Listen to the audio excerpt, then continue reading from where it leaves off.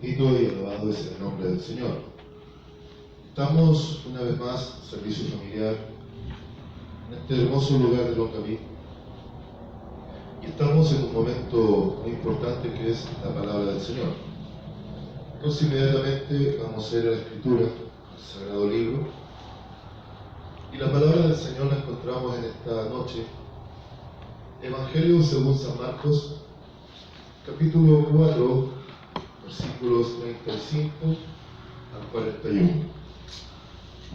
Evangelio según San Marcos, capítulo 4, versículos 35 al 41. Leo en el nombre del Padre, del Hijo, del Espíritu Santo de Dios.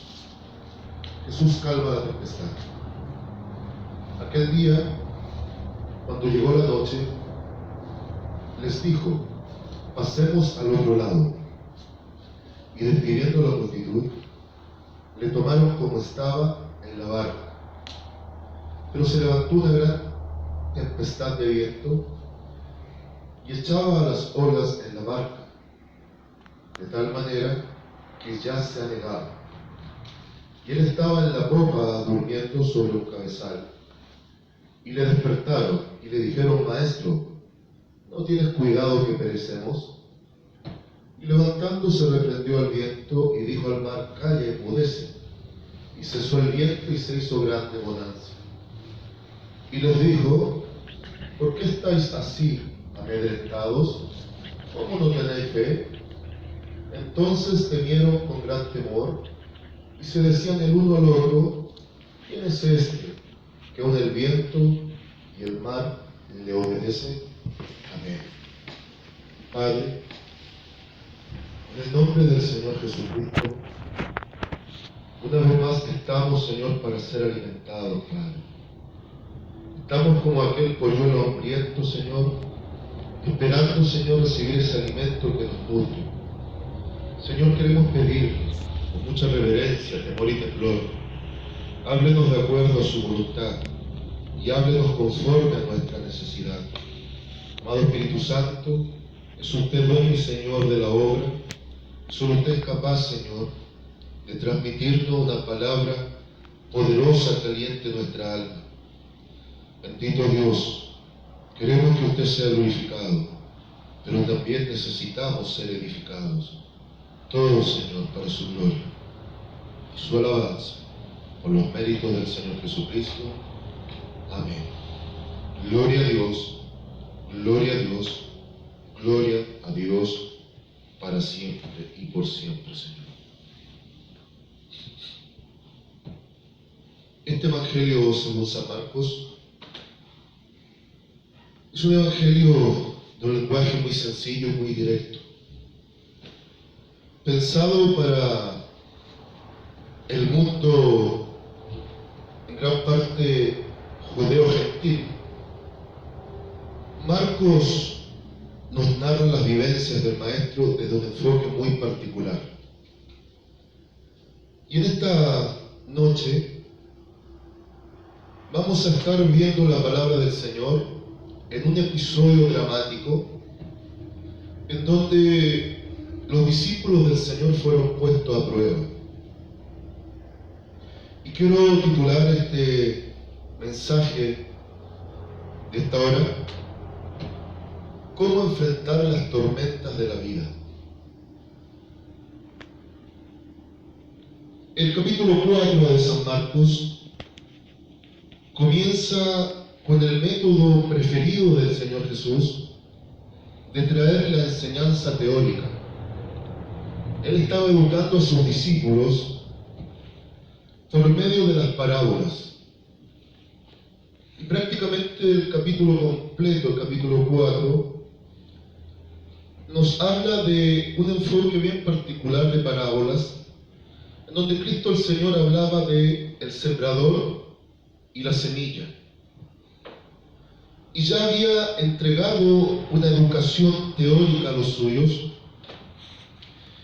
de qué consiste el reino de los cielos, asemejándolo también a una semilla, tanto el reino como la palabra, pero también hablando de aquel que era el sembrador. Pero lo interesante de esto, bendito el nombre del Señor, es que al final de este capítulo 4, Marcos nos relata una experiencia, una vivencia tremenda, en donde ahora el Señor iba a poner en práctica lo aprendido por los discípulos. Esto quiere decir que hubo un giro radical de 180 grados, en donde ya no solo el Señor iba a traer una enseñanza teórica, sino que iba a traer una enseñanza práctica. Ahora el Señor iba a producir en el corazón de sus discípulos algo muy importante que cada discípulo del Señor debe aprender, que es activar la fe en los momentos más críticos. Si bien es cierto, la Biblia en sí misma es un libro de doctrina, de enseñanza, no todos los pasajes de la Biblia y no todos los libros de la Biblia son puramente doctrina. También hay libros y situaciones narrativas, y en gran parte los evangelios tienen ese tinte de narrativa, porque nos muestra desde 4 perspectivas: San Mateo, San Marcos, San Lucas, San Juan, las vivencias, las experiencias, las situaciones que quedaron en historias muy gráficas de la vida, ministerio y obra del Señor Jesús.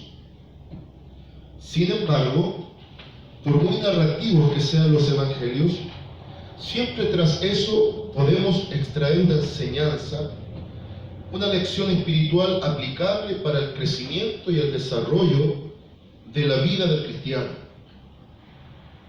Y es aquí donde quiero que observemos la enseñanza que va a arrojar esta vivencia. Santo el nombre del Señor Jesús. Y hay otro punto muy interesante, muy maravilloso. La vida misma del Señor Jesús fue en pos del cumplimiento de lo que de Él estaba escrito. Nada de lo que hizo el Señor Jesús, ni un paso que dio, se salió de lo que el Padre había estipulado sobre la vida de su Hijo. Y todo cuanto el Señor hizo, primero lo hizo en función de glorificar al Padre y hacer su voluntad, pero también para dar cumplimiento fidedigno de lo que la palabra misma decía de Él. Por ejemplo, Evangelio según San Juan capítulo 5, versículo 39, nos dice que debemos escudriñar la Escritura por 2 motivos. Uno, porque en ella parece que tenemos la vida eterna, y de hecho no solo lo parece, es así. En ella está el fondo y el fin de la revelación de Dios para salvación. Pero otro punto importante, que la misma Biblia de Génesis y Apocalipsis hablan del Señor Jesús, algunos en forma muy directa y otros un poquito más de soslayo, en forma encubierta, pero toda la Escritura habla y da testimonio del Señor Jesús. Y Él, en su caminar vivencial de los días de su carne, cumplió cabalmente todo lo que la palabra ya profetizaba de Él. Entonces, con esos argumentos, que podemos extraer enseñanzas de todo lo hecho por el Señor, y entendiendo que nada de lo hecho por el Señor fue un capricho, sino que fue un pleno cumplimiento, podemos edificarnos. Aún las sanidades del Señor nos da una lección práctica, una lección espiritual. Cuando sana al leproso, por ejemplo, en San Mateo capítulo 8, ¿cuál es la lección práctica? Que solo Dios, en la persona de su Hijo, tiene poder para limpiar el pecado de la lepra. En San Juan capítulo 11, por ejemplo, que dice que Él es la resurrección y la vida eterna. Él lo dijo, pero Él también lo demostró, resucitando a su amigo Lázaro. Un ejemplo más. San Juan capítulo 8, cuando perdona a la mujer supuestamente encontrada en acto de adulterio, Él no solo vino a hablar del amor, sino que a través de ese ejemplo nítido que narra la Escritura, podemos comprender que Él vino a demostrar el amor de una forma sublime y sobre todo la gran manifestación, entregar su propia vida para salvar al más vil pecador, como dijo Pablo, de los cuales soy el primero. Sea bendito el nombre del Señor. Y ahora vamos a extraer una enseñanza de esta situación que creo que es muy particular porque fue una situación extrema. ¿Cuál es el contexto de esta narrativa? El Señor había estado, como bien digo, enseñando a los suyos, pero Él tenía una misión muy en especial de cruzar el mar de Galilea e ir a la región de los Gadarenos para libertar a un hombre endemoniado. Pero entre lo uno, la enseñanza teórica, y entre lo otro, que era ir a aquella zona distante que podía ser accesible por mar, ocurre esta situación en la cual el maestro junto a los suyos y en una barca en ese mar de Galilea deben enfrentar una tempestad agresiva, sorpresiva para todos excepto para el Señor Jesús, y que ponía en riesgo la propia integridad física y la vida de los tripulantes de esa nave. Y reitero lo leído. Aquel día, cuando llegó la noche, les dijo: pasemos al otro lado. ¿Por qué digo que esta es una prueba de fe? ¿Por qué planteo que esta es una lección práctica objetiva, producto de una situación extrema? Porque si hay algo que el Señor quiere de su iglesia, quiere de su pueblo, es que pasemos al otro lado a un nuevo nivel de fe, a un nuevo nivel de madurez. Como se dice muy comúnmente, y un concepto que está muy en boga, muy en moda, muchas veces el Señor nos tiene que sacar de nuestra zona de confort, nos tiene que sacar de nuestra comodidad, nos tiene que remecer las bases a las cuales estamos acostumbrados para que crezcamos en lo espiritual y podamos llegar a la meta que Él nos ha trazado. Entonces, lo primero que vamos aprendiendo aquí, que el Señor quiere que pasemos de un estado a otro, de un nivel a otro. Ahora, eso aparentemente no sería un problema. El problema es que entre el punto A y el punto B, en el trayecto para pasar al otro lado, es cuando muchas veces se levantan las tormentas. Ahora, otro punto importante que no puedo pasar por alto. Sin importar lo grande que sea una tormenta en la vida, nunca debemos olvidar lo que vamos a aprender ahora. Que todo está bajo el control de Dios. Nada, absolutamente nada, de lo que ocurra, de lo que pase, está fuera del control de Dios. Y eso tiene que darnos una esperanza viva y una fe contundente.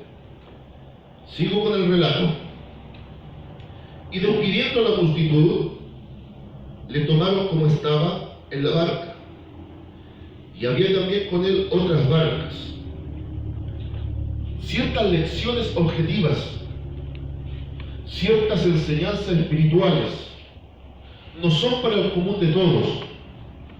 Aquí el Señor habló a la gran multitud, pero su foco central de enseñanza de las parábolas eran sus discípulos, pero nunca dejó exento a la multitud de esa lección práctica, más bien dicho, de esa enseñanza teórica, pero solo un grupo de los cuales él tenía escogidos, ahora iban a vivenciar la lección práctica, porque no fue toda la multitud con él, solo los suyos que estaban en esa barca iban a ser los que iban a experimentar esta situación tormentosa, para pasar de A a B, para pasar al otro lado y tener un crecimiento real en base no a una teoría, sino a una práctica.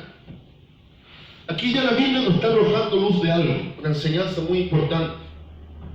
El Evangelio no se basa en teoría, el Evangelio no se basa en palabrería, el Evangelio se basa en práctica. Cristo no solo, reitero, no solo habló del amor, Porque hoy por hoy muchos hablan del amor, cantan del amor. Cristo manifestó amor. Muchos hablan del perdón. Muchos escriben respecto al perdón. Pero Cristo mostró con evidencias el verdadero perdón. De tal manera que vamos observando que la iglesia está llamada a pasar al otro lado. Pero para pasar al otro lado, en el camino van a aparecer tormentas, van a aparecer situaciones extremas, momentos críticos, vivencias que ponen en riesgo incluso la integridad física. Pero que hay algo muy importante. Dice que ahí mismo a la orilla del mar había otras barcas. Pero la clave en esto es saber estar en la barca indicada. Había más barcas, pero en una sola barca estaba aquel que iba a producir la paz en medio de la tormenta. Siempre han habido muchas barcas, siempre han habido muchas religiones, siempre han habido muchas teorías, siempre han habido muchas voces resonando. Pero la clave es estar en la barca indicada. Y la barca indicada no es una institución. La barca indicada no es una religión. La barca indicada es donde Cristo realmente está. Cristo estaba en esa barca. Y no una gran multitud con Él, sino los que Él había escogido. No olvidemos lo que dice en San Juan capítulo 15, cuando habla de Jesús de la vid verdadera. Me gusta mucho cuando uno de sus versículos dice: no me elegisteis vosotros a mí, sino que yo os elegí a vosotros, y os elegí para que vayáis y llevéis fruto, y vuestro fruto permanezca. Para llevar fruto el árbol debe primero que crecer, y el fruto también al mismo tiempo, para que sea aceptable y apetecible, debe madurar. Y para eso es necesario vivir un proceso. Para pasar al otro lado hay que vivir un proceso. Y en ese proceso muchas veces Dios va a permitir cosas que son chocantes a nuestra intelectualidad, que van a ser situaciones límites que van a poner en tela de juicio incluso nuestro propio concepto de cristianismo, de evangelio. Y esto lo vivieron los discípulos. ¿Qué dice más el relato? Versículo 37, perdón. Pero se levantó, y aquí comienza, pero se levantó una gran tempestad de viento. No era una simple tempestad. Aquí me gusta el lenguaje que emplea Juan Marcos, el escritor de este evangelio maravilloso. Me impacta ver la forma dramática en que lo revela. No dice que se levantó una tempestad. O sea, esta no fue una situación cualquiera. Probablemente ya los discípulos habían visto muchas tempestades en medio del mar de Galilea, ese lago tremendo que está en esa zona geográfica, sino que ahora es una gran tempestad. O sea, era algo que se salía de lo común, se salía de lo ordinario.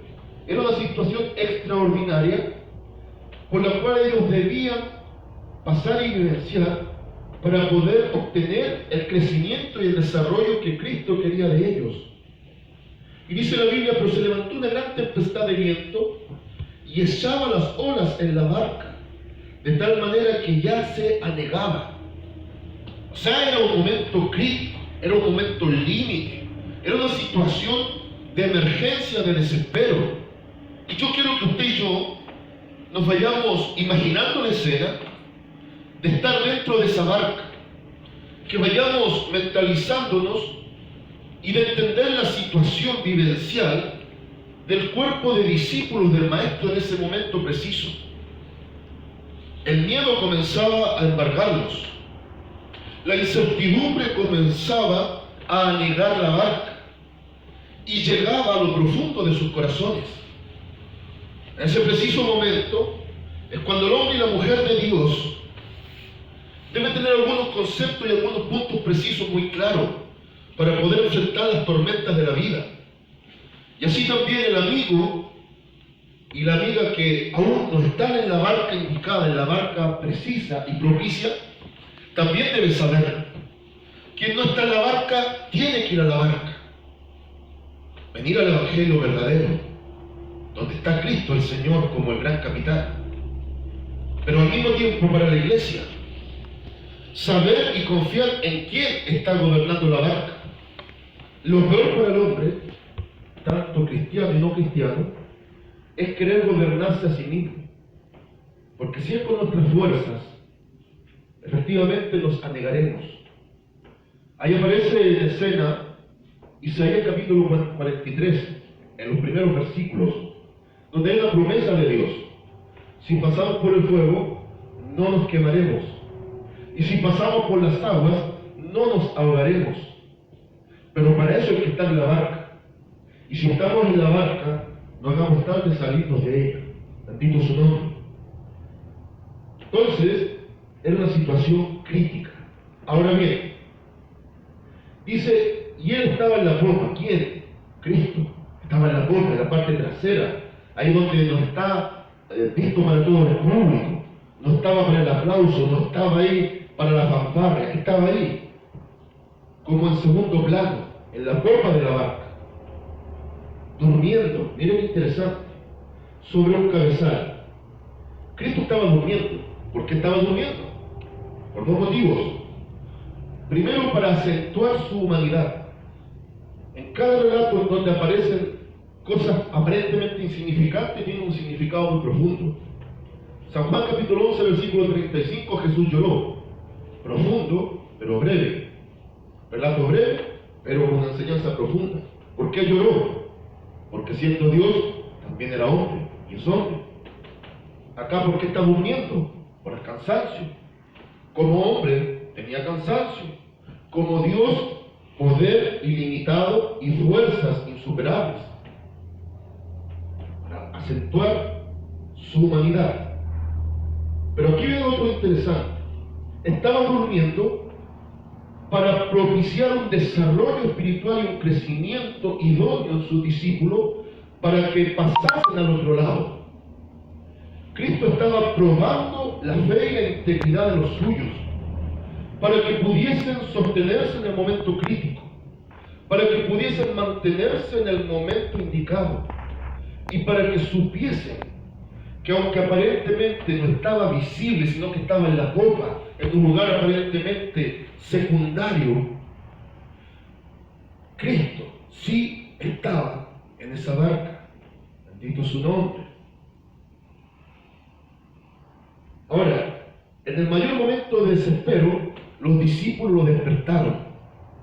¿Sabe cómo podemos despertar, entre comillas, al Señor en los tiempos de ahora? Cuando nos invade la tormenta, cuando viene la tempestad, cuando sentimos zozobrar la barca y que las olas la inundan, hay que ir a la oración, al clamor, al gemido. Decirle, Señor, nos anegamos, perecemos, nos hundimos. A Cristo le maravilla cuando sus hijos van a Él en la oración sincera, de derramamiento de lágrimas y de compunción, aún en las entrañas mismas, cuando uno se compunge y llora en su presencia. Los despierta. Y fíjense lo que el maestro les dice. Primero los discípulos dicen, ¿no tienes temor que perecemos? Tenían miedo de la muerte. Así muchos hay que temen a la muerte. Pero el cristiano que ha madurado sabe que la muerte es ganancia. Bendito su nombre. Y levantándose, ahí Cristo despierta. Levantándose, reprendió al viento. Cristo va a reprender el problema, pero despiértalo. Ahora es tu obligación despertarlo, pero al mismo tiempo es menester que sepas que Cristo sí está en la barca, aunque tú no lo sientas ni le veas. Cristo está en la barca, pero ahora despiértalo. Y una vez que lo despertaron, Él reprendió, dice la palabra, al viento. Reprendió el problema. Y dijo al mar, calla, enmudece, y cesó el viento, y se hizo grande bonanza. Solo Cristo puede calmar las tempestades de la vida. Solo Cristo puede dar seguridad que, sin importar lo grande del problema, de la situación, del momento crítico, estando Cristo en la barca, aunque no le veamos ni le sintamos, esa barca va a llegar a puerto seguro. Ahora la pregunta es: ¿dónde está Cristo en tu vida? ¿Cómo vas a enfrentar la tormenta de tu vida si Cristo no está en la barca? Ahora, ¿cómo vas a enfrentar esa tormenta si estás en la barca equivocada? Bendito su nombre. Y Cristo les hace una pregunta: ¿por qué estáis así amedrentados? ¿Cómo no tenéis fe? En estos días tan difíciles que está enfrentando el mundo, y la iglesia no exenta de ello, es necesario recordar que los cristianos, estamos en la barca precisa. Que aunque no estemos sintiendo como estábamos acostumbrados a Cristo, en medio de servicios de fuego espiritual avivado, en medio de reuniones gloriosas, de encuentros fraternales, Cristo sí está en la barca. Y Cristo tiene el poder suficiente, si lo despertamos clamándole a Él, de hacer enmudecer el viento y hacer callar el mar. Pero Cristo hace la pregunta, la hizo a los suyos en aquel tiempo y la hace a nosotros en el tiempo presente. ¿Por qué estamos amedrentados? ¿Por qué algunos estamos amedrentados como está el mundo? Hay muchos que no tienen siquiera barca. Hay otros que están en la barca equivocada.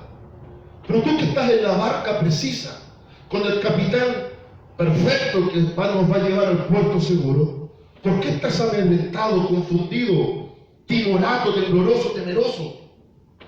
Si Cristo nos va a dar la victoria y está permitiendo este tiempo extremo, crítico, espectacular, extraordinario, para hacernos crecer, para madurarnos en la fe. Él no va a llevar a su granero a trigo inmaduro, por nada, no. Él va a llevar a su granero a trigo maduro, a trigo que no solo vive de teorías, sino que a trigo que fue madurado en el día a día y la práctica. ¿Cómo no tenéis fe?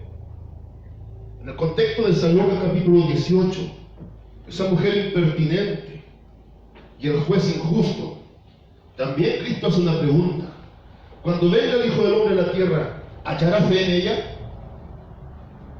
Acá Cristo está diciendo: ¿por qué estáis así amedrentados cuando no tenéis fe? No importa la tormenta de tu vida y no importa lo que estamos viviendo en el tiempo presente, Cristo hará enmudecer el mar, y Cristo va a reprender el viento pandémico que se extiende por todo el mundo. Pero lo va a hacer a su tiempo, no antes, no después. Pero en este proceso tempestuoso, tomemos la oportunidad de crecer, de madurar, de fortalecernos y de aprender un nuevo nivel de fe. Pasemos, amada iglesia, de aquí a allá, viviendo el proceso. Y a usted, amigo y amiga que no conoce, venga a la barca, Cristo en la barca, venga el Evangelio en lugar seguro. Y esos que se sorprendían en aquel tiempo diciendo: ¿quién es este que es capaz de hacer callar el viento y el mar, que le obedezca? Ese es el Cristo que te predicamos, el único que puede hacer que una tormenta fuerte sea un motivo de gloria para Él y de crecimiento para los suyos. Desde ya deseamos ricas y abundantes bendiciones. Maranata, Cristo viene, prepárate porque el tiempo se acerca. Dios les bendiga grandemente.